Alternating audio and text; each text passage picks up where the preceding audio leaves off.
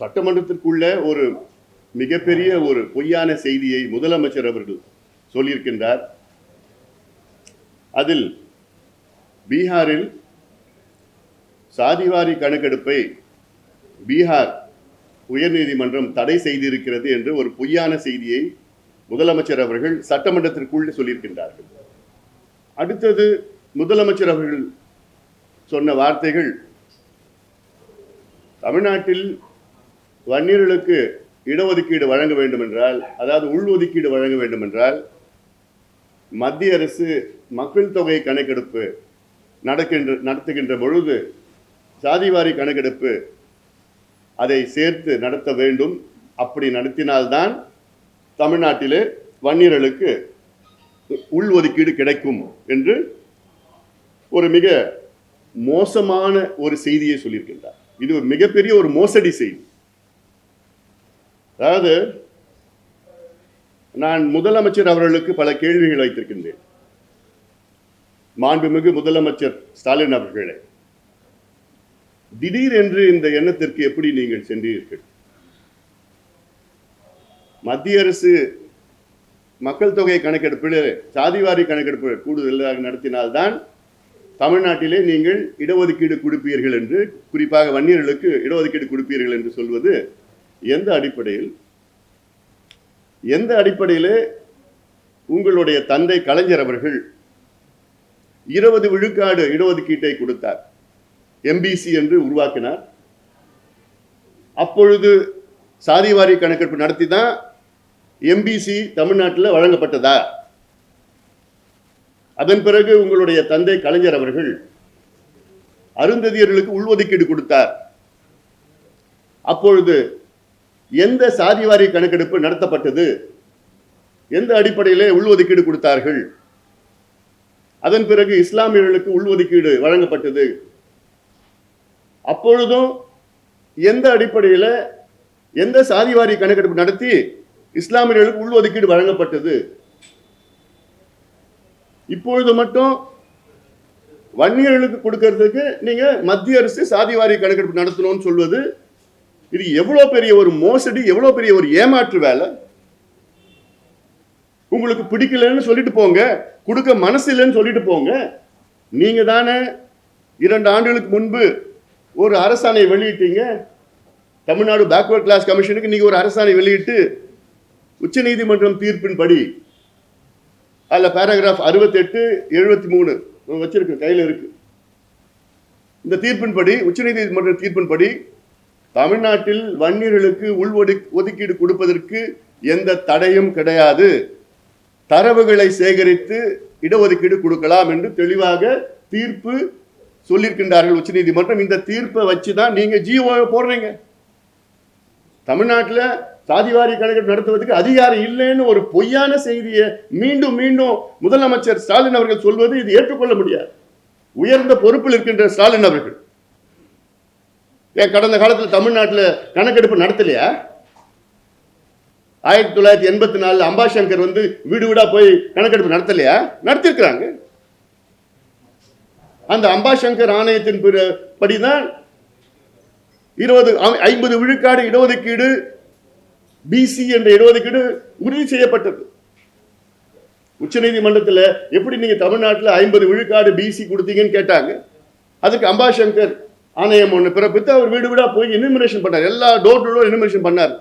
அப்போ அது கணக்கெடுப்பு இல்லையா? அப்போ அதிகாரம் இல்லையா? அப்போ அந்த அதிகாரத்தை வைத்துதான் 50 விழுக்காடு பிசி, அதன் பிறகு அந்த அதிகாரத்தை வைத்துதான் 20 விழுக்காடு எம்பிசி, 30 விழுக்காடு பிசி, அந்த அதிகாரத்தை வைத்துதான் உள்ஒதுக்கீடு வழங்கப்பட்டிருக்கிறது. இஸ்லாமியர்களுக்கு உள்ஒதுக்கீடு, அருந்ததியர்களுக்கு உள்ஒதுக்கீடு, அந்த அதிகாரத்தை வைத்துதான் வன்னியர்களுக்கு உள்ஒதுக்கீடு பரிந்துரை, எப்போ பரிந்துரை செஞ்சிருக்காங்க. உங்க கலைஞர் கொடுத்த ஆணை, சட்டநாதன் ஆணை.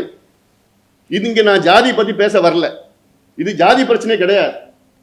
தமிழ்நாட்டில் பெரும்பான்மையான ஒரு சமுதாயம் இன்னைக்கு கோவணம் கட்டிக்கிட்டு கூழோ கஞ்சியோ குடிச்சுட்டு குடிசையில் வாழ்ந்துக்கிட்டு ரோடு போட்டுக்கிட்டு சாராயத்தை குடிச்சுக்கிட்டு படிப்பறிவு இல்லாத, வேலை வாய்ப்பு இல்லாத ஒரு மிகப்பெரிய ஒரு சமுதாயம். இந்த சமுதாயத்தை முன்னேற்றினா தமிழ்நாடு முன்னேறும். தமிழ்நாட்டில் 2 பெரிய சமுதாயங்கள் இருக்குது. இந்த நிலையில் இருக்கு. ஒன்று தாழ்த்தப்பட்ட சமுதாயம், ஒன்று வன்னியர் சமுதாயம். இந்த 2 சமுதாயம் சேர்ந்தா 40 விழுக்காடு மக்கள் தொகை. இந்த சமுதாயத்தை முன்னேற்றுவதை தவிர வேற உங்களுக்கு வேற என்ன வேலை? தமிழ்நாடு முன்னேறணும்னா எப்படி முன்னேறும்? ஆனா அதுக்கு முன்னேற்றுவதற்கு இந்த காரணம் அந்த காரணமே கிடையாது. பீகார்ல உங்களால நடத்த முடியுதாங்க, ஜாதிவாரி கணக்கு நடத்த முடியுதுன்னா தமிழ்நாட்டிலேயே நடத்த முடியல. அதுல என்னென்னமோ அமைச்சர் சிவசங்கர் விட்டு பேச வைக்கிறது. அவருக்கு என்ன பேசுறாருன்னு அவருக்கே தெரியல. அமைச்சர் சிவசங்கர் பேசுறாரு, முதலமைச்சர் ரசிக்கிறார் சிரிச்சுக்கிட்டு. இது என்ன கலாச்சாரம்னு எனக்கு ஒன்றும் புரியலைங்க.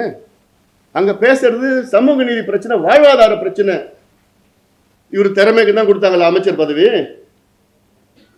இவர் திறமை தான் நம்ம பார்க்கிறோமே. சந்தி சிரிக்குது. தமிழ்நாட்டில் அரசு பேருந்துக்குள்ள கூட உள்ள பிடிச்சிட்டு தான் போகணும். திடீர்னு கண்டக்டர் காணோம். எங்கன்னு பார்த்தா பஸ்ஸில் ஓட்டையில் தரையில் விழுந்துடுறாரு. இந்த லட்சணம் தான் போக்குவரத்து துறை இருக்கு. இவர் திறமைக்கு தான் கிடைச்சதாமா? இவர் சார்ந்த சமுதாயத்துக்கு கிடைச்சிருக்குது, அவ்வளவுதான். திமுக ஜாதி அரசியல் தமிழ்நாட்டில் எல்லாம் தான் அதான் பண்ணிட்டு இருக்கீங்க. இல்லைன்னா சிவசங்கர் அங்கே வந்து அவங்க மாவட்ட செயலாளர் இந்த சமுதாயத்தில் போட்டிருக்காங்க, அந்த அரியலூர் மாவட்டத்தில். வேற யாரும் கிடைக்காது. திமுகனாலே பொய் வாக்குறுதின்னு எல்லாருக்கும் தெரியும். ஏன் போன மாசம் நடந்த நாடாளுமன்ற தேர்தலில் உங்களுடைய அடுத்த தலைவர் உதயநிதி ஸ்டாலின் அவர்கள், அமைச்சர் உதயநிதி ஸ்டாலின் அவர்கள் தர்மபுரியில் பிரச்சாரம் பண்ணப்போ சொன்னாரு, நாங்கள் திமுக வெற்றி பெற்றால் வன்னியர்களுக்கு 10.5 விழுக்காடு இடஒதுக்கீடு உடனடியாக கொடுப்போம் என்று உதயநிதி ஸ்டாலின் அவர்கள் 2 மாதத்துக்கு முன்பு தேர்தல் பிரச்சாரம் பண்ணாரு. ஏன் அப்போ சொல்ல வேண்டியதானே, நாங்க மத்திய அரசுல கணக்கெடுப்பு நடத்திய பிறகுதான் நாங்க இங்க கொடுப்போம்னு ஏன் சொல்லிட்டு போறது? அப்ப என்ன பொய்ய சொல்றீங்க? எதுக்கு பொய்ய சொல்றீங்க? ஓட்டுக்காக தானே. இது எங்களுடைய டிஎன்ஏ, எங்கள் ரத்தத்தில் ஊறி இருக்கிற ஒரு பிரச்சனை. இது 45 வருஷமா எங்க மருத்துவர் ஐயா அவர்கள் இதற்கு போராட்டம் பண்ணி நூற்றுக்கணக்கான உயிர்களை தியாகம் செய்திருக்கின்றார்கள். லட்சக்கணக்கான வழக்குகளை பெற்றிருக்கின்றோம். ஆயிரக்கணக்கான போராட்டங்களை நடத்தி இருக்கின்றோம். எதுக்கு? சமூக நீதிக்காக.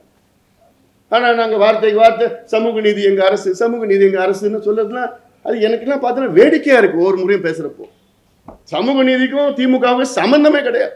எந்த மேடையிலன்னா நான் விவாதம் பண்ணுவேன். நான் முதல்ல காஸ்ட் சர்வேக்கும் சென்சஸுக்கும் முதல்ல அவருக்கு புரிதல் இருக்கணும். திமுக அரசுக்கு புரிதல் இருக்கான்னு எனக்கு சந்தேகமா இருக்கு.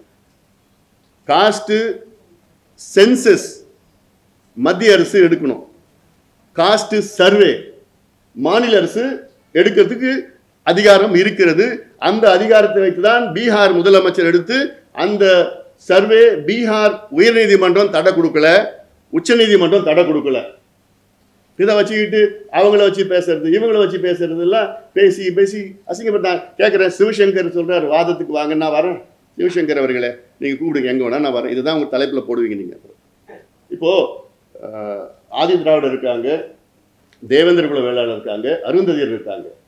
அருந்ததியருக்கு வந்து ஆதி திராவிடர்கிட்டையும் தேவேந்திர குல வேளாளர் மத்தியில் போட்டி போட முடியல. அதனால தான் அருந்ததியர்களுக்கு 3 விழுக்காடு உள்ஒதுக்கீடு பிளஸ் என்னன்னா அந்த 15 விழுக்காட்டிலையும் அந்த அருந்ததியை போட்டியிடலாம். எக்ஸ்க்ளூசிவா 3 விழுக்காடு பிளஸ் மற்றதுலையும் 15 விழுக்காடு போட்டியிடலான்னு கொடுத்துருக்கு. ஏன்னா அவங்க போட்டி போட முடியல. அதே நிலை தான் வன்னியர்கள் இருக்கிறாங்க. அவங்க போட்டி போடுறதுலன்னா இந்த பிஏ பிஎல் அந்த படிப்பு சாதாரண படிப்பு பிளஸ் முக்கியமாக வேலை வாய்ப்பு. டிஎன்பிசியில் சொல்றாரு, அது டேட்டா எடுத்து சொல்லுங்க. குரூப் ஏ எத்தனை பேர் கிடைச்சிருக்குது, குரூப் பி எத்தனை பேர் கிடைச்சிருக்குது. போன டிஎஸ்பியில் 22 பேர் எடுத்திருக்காங்க, டிஎஸ்பி எடுத்திருக்காங்க. அதில் எவ்வளோ வன்னியர் கிடைச்சது? 2 பேர் தான் கிடைச்சது.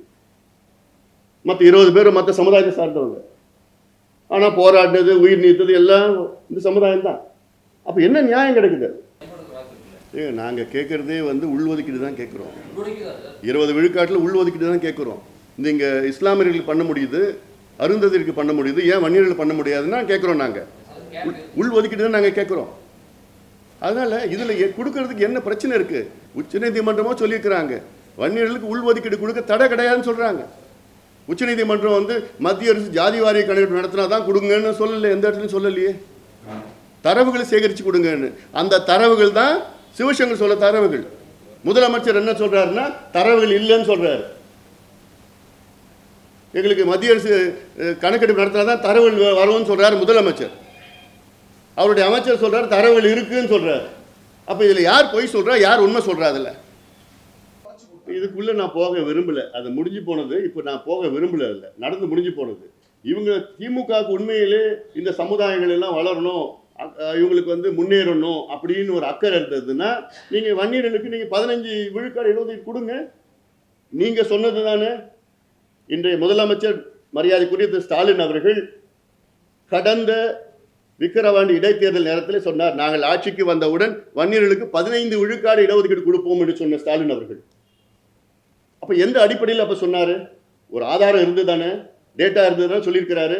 பரிந்துரைகள் வச்சுதான் சொல்லியிருக்கிறார். சட்டநாதன் பரிந்துரை, அம்பாசங்கர் பரிந்துரை, ஜனார்தனம் பரிந்துரை, இதெல்லாம் வச்சுதான் சொல்லியிருக்கிறார். இந்த ஜனார்தனம் பரிந்துரை வச்சுதான் இஸ்லாமியர்களுக்கு உள்ஒதுக்கீடு கொடுக்குறாங்க. இதே ஜனார்தனம் பரிந்துரை வச்சுதான் அருந்ததியர்களுக்கு உள்ஒதுக்கீடு கொடுக்குறாங்க.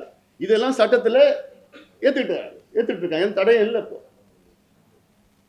அதனால இந்த கடந்த முறை இந்த 10.5 விழுக்காடு ஏன் தடை பண்ணிட்டாங்கன்னா, இதுல வந்து பேக்வர்ட் கிளாஸ் கமிஷனுடைய ரிப்போர்ட் இல்லாம பேக்வர்ட் கிளாஸ் சேர்மன் ரிப்போர்ட் கொடுத்தார். அது ஒரு முக்கியமானது. அது பேக்வர்ட் கிளாஸ் கமிஷன் கொடுத்திருந்ததுன்னா எந்த கோர்ட்டும் தலையிட்டு முடியாது. அது எங்களுக்கு தெரியலைங்க. அது எங்களுக்கு தெரிஞ்சதுன்னா நாங்க எங்க அந்த இருக்கிறோம். எங்ககிட்ட யாருமே சொல்லக்கூட இல்லை. அதெல்லாம் அவங்களே பேசி அவங்களே கொண்டு வந்திருக்காங்க. எங்களுக்கு ஒன்று நாங்கள் அரசு ஆட்சியில் இருந்தோமா? நாங்கள் அப்படி ஒரு தலைவர்களும் அப்படி கொடுத்தது கிடையாது. இருக்கிற முதலமைச்சர்கள் எத்தனையோ முறை சந்திச்சிருக்கிறார்.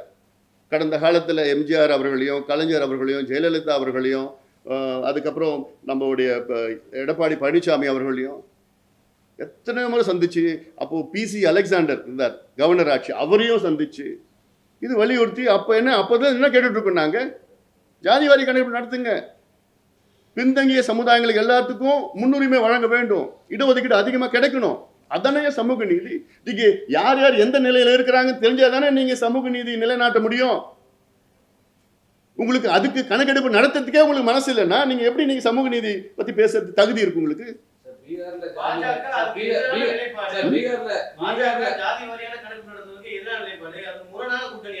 அது அப்படி யாராவது எதிர்ப்பு சொல்லியிருக்கிறாங்களா பிஜேபியில்? இல்லை, யாராவது எதிர்ப்பு சொல்லியிருக்காங்களா சொல்லுங்களேன். பிஜேபி யார் ஒரு நிமிஷம் யாருமே எதிர்க்கல. பீகார் சட்டமன்றத்தில் பிஜேபி ஆதரவாக தான் அந்த வாக்களிச்சிருக்கிறாங்க. அந்த சட்டம் வந்தப்போ அது தெரிஞ்சு பேசுங்க. அதெல்லாம் தெரிஞ்சு பேசுங்க. இஸ்லாமியர்களுக்கு கொடுக்க முடியுது, அருந்ததியர்களுக்கு கொடுக்க முடியுது, வன்னியர்களுக்கு மட்டும் கொடுக்க முடியாத ஒரு கேள்வியை முன்வைக்கிறீங்க. அப்ப குறிப்பா குறிவைத்து வன்னிய சமூகத்தை மட்டும் வஞ்சிக்கிறதா திமுக அப்படின்னு நினைக்கிறீங்க? நிச்சயமாங்க. அதுல உங்களுக்கு என்ன சந்தேகம் இருக்குன்னு புரியல எனக்கு. வன்னியர்கள் வந்து திமுகவுக்கு தொடர்ந்து ஆதரவு அளிச்சுட்டு தான் வந்துட்டு இருக்கிறாங்க. 1957 நீங்கள் தேர்தல் எடுத்துக்கங்க. அப்போ பார்த்தீங்கன்னா ஒட்டு மொத்தமாக அவங்க திமுக வெற்றி பெற்றது வட மாவட்டங்கள் தான். 15 இடத்த வெற்றி பெற்றாங்க. அது 15 தான் நினைக்கிறேன். 15 வட மாவட்டத்தில் ஒட்டு மொத்தமாக வெற்றி பெற்றாங்க. 62 50 45 வட மாவட்டத்தை சார்ந்தது. 67 138 வெற்றி பெறுறாங்க. அதில் கிட்டத்தட்ட 80 விழுக்காடு வட மாவட்டத்தை சார்ந்தது தான். அப்படிப்பட்ட ஒரு பெரிய சமுதாயத்திற்கு சொல்றேன், கலைஞர் அவர்கள் இருந்திருந்தாருன்னா இந்த பிரச்சனை வந்திருக்காரு.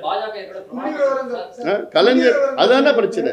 கலைஞர் வந்து அவருக்கு சமூக நீதி உணர்வு அவருக்குள்ள இருக்கு, எல்லாம் எங்களுக்கு தெரியும். ஆனா இவருக்கு இல்ல. அதுதான் எங்களுக்கு ஒரு கவலையா இருக்கு, வருத்தமா இருக்கு. முதலமைச்சர் இப்ப சட்டப்பேரவையில் பேசியிருக்காரு, மாநில அரசு வந்து சர்வே எடுத்து அந்த புள்ளி விவரங்களை சேகரித்து அதன் அடிப்படையில் இடஒதுக்கீடு சட்டத்தை ஏற்றினால் பின்வரும் நாட்கள் நீதிமன்றங்கள் வந்து ரத்து செய்யப்பட பண்ணல. என்ன அது செய்ய போறாங்க? செய்யல. அப்ப மாநில அரசு தானே இதெல்லாம் குறியீடுகள்லாம் எடுக்க முடியும். மத்திய அரசு தலையை தானே எண்ண முடியும். இப்போ சோஷியல் பேக்வர்ட்னஸ் சொல்றாங்க நீதிமன்றத்துல. அப்ப சோஷியல் பேக்வர்ட்னஸ் நீங்க எப்படி கண்டுபிடிப்பீங்க? ஆமா, இப்போ பீகார்ல என்ன பண்ணிருக்கிறாங்க, இந்த இடஒதுக்கீடு அதிகப்படுத்தினாங்கல்ல. அப்போ அது என்ன காரணம் சொன்னாங்கன்னா, ரைட் டு ஈக்குவாலிட்டி ஆர்டிகல் 14, 15, 16 சொல்றாங்க. அது இல்லாமல் இது வந்து ப்ரொபோர்ஷனல் பாப்புலேஷன் ரெப்ரசன்டேஷன் கிடையாது, இது இன்க்ளூசிவ்னஸ்ன்னு சொல்றாங்க. இன்க்ளூசிவ்னஸ்னா என்னன்னா பேக்வர்ட்னஸும் பாப்புலேஷனும் ரெண்டும் சேர்த்து பண்ணணும்னு சொல்றாங்க. மத்திய அரசு கணக்கெடுக்கிறது வந்து ஒன்லி பாப்புலேஷனாக கணக்கெடுக்க போறாங்க. அப்போ நீங்கள் அது பேக்வர்ட்னஸ் எங்கே நீங்கள் எப்படி கணக்கெடுப்பீங்க? நீங்கள் மாநில அரசு எடுக்கணும். அது இந்த ஆக்ட் படி தான் எடுக்கணும். அந்த ஆக்ட்னா தெளிவாக சொல்லியிருக்கிறேன்ல நான், எல்லாம் அதிகாரம் இருக்கு. Local body, state, central government மூணுத்துக்கும் அதிகாரம் இருக்குன்னு சொல்றேன். புள்ளி விவரம் சேகரிக்கக்கூடிய அந்த சட்டத்தின் கீழ ஜாதிவாரி கணக்கெடுப்பு நடத்த முடியாதுன்னு சொல்றீங்க. எல்லாம் கணக்கெடுப்பு நடத்தலாம்னு இதுல இருக்கு, சட்டத்துல இருக்கு. நான் வேணா கொடுக்குறேன், உங்ககிட்ட கொடுக்குறேன், நான் எடுத்து கொடுப்பேன். என்ன கணக்கெடுப்புலாம் நடத்தலாம்னு சொல்றாங்க. ஜாதி வாரி கணக்கெடுப்பு நடத்தலாம், சுற்றுச்சூழல் எடுக்கலாம், பள்ளிக்கூடம் எடுக்கலாம், வேலை வாய்ப்பு எடுக்கலாம், எல்லாமே எடுக்கலாம். கணக்கெடுப்பு நடத்தலாம். ஆனா அதன் அடிப்படையில உள்ஒதுக்கீடு கொடுத்தா அது நீதிமன்றத்தால ரத்து செய்யப்பட வாய்ப்பு இருக்குன்னு தான் ஒரு கோட் பண்றாங்க. சரி, பண்ணி பாருங்களேன், ரத்து பண்ணட்டும். சோ அதன் மூலமா இப்ப அதெல்லாம் என்ன ஏன் முயற்சி பண்ண மாட்டீங்களா நீங்க? சார் பாஜக இல்ல இல்ல இல்ல, நான் கேட்கறது அவங்க செஞ்சிருவாங்கன்னு சொல்றீங்களே, ஏன் முயற்சி பண்ணுங்க. சார் பாஜக அரசு இருக்கிற பிரமாண பத்திரம் தாக்கல் பண்ணிருக்காங்க. இல்ல முயற்சி பண்ணுங்க.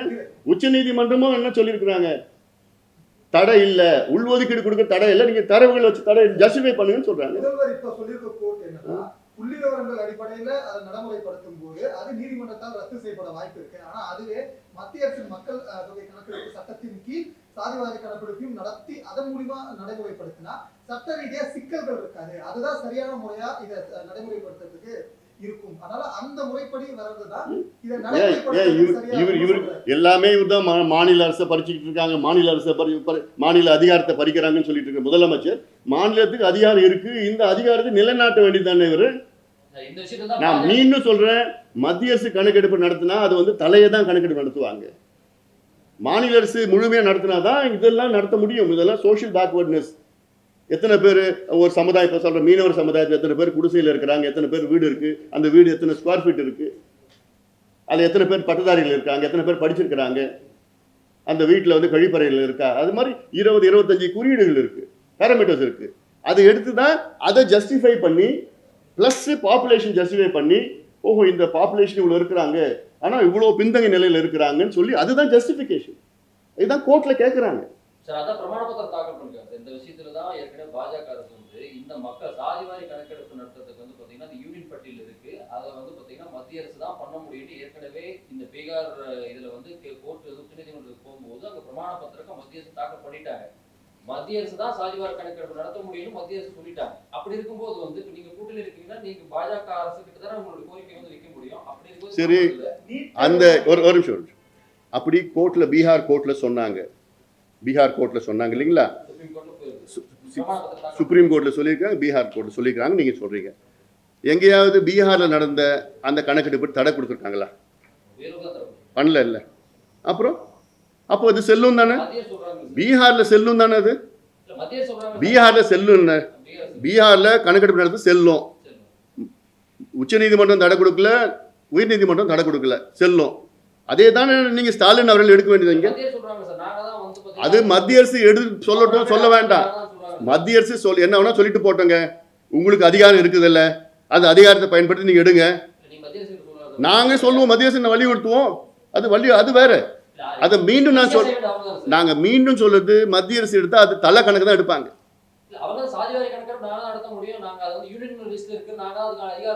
அது நாங்க வலியுறுத்துவோம், அதெல்லாம் பண்ண போறோம், அது வேற. நாங்க கூட்டணியில் இருக்கோம், வலியுறுத்துவோம், அது வேற. பீகார்ல தடை கொடுக்கல, லீகலா இருக்கு. பீகார்ல நடந்த ஜாதிவாரி கணக்கெடுப்பு இன்னைக்கு சட்டப்பூர்வமா சட்ட அதிகாரப்பூர்வமா இருக்கு. அந்த கணக்கெடுப்பு தான் நான் தமிழ்நாட்டில் நடத்த சொல்றேன். இவ்வளோ சொல்லிட்டு இருக்கிறேன் நான். மத்திய அரசுக்கும் மாநில அரசுக்கும் 2 பேருக்கும் உரிமை இருக்குயா, 2 பேருக்குமே உரிமை இருக்கு. ஈஸியெல்லாம் கிடையாது. அதெல்லாம் எது ஈஸியா முடிவு எடுக்கணும்னா அதை நான் திருப்பி சொல்றேன், தலை கணக்கு எடுப்பாங்கன்னு சொல்றேன் நான். எனக்கு வந்து உங்க சமுதாயம் எத்தனை பேர் படிச்சிருக்கிறாங்க, எத்தனை பேர் வீடு இருக்குது, எத்தனை பேர் குடிசையில் இருக்கிறாங்க, எத்தனை பேர் பட்டதாரிகள் இருக்கிறாங்க, அதெல்லாம் மத்திய அரசு எடுப்பாங்களா? எடுக்க மாட்டாங்க. அவங்க மொத்தமா உங்க சமுதாயம் எவ்வளவு இருக்கிறாங்கன்னு தான் எடுப்பாங்க தவிர உங்க சமுதாயம் எந்த நிலையில் இருக்குன்னு எடுக்க மாட்டாங்க. எந்த நிலையில் எடுக்கிறது தான் இந்த இந்தியன் ஸ்டாட்டிஸ்டிக்கல் ஆக்ட் படி இவர் எடுக்க சொல்றேன் நான்.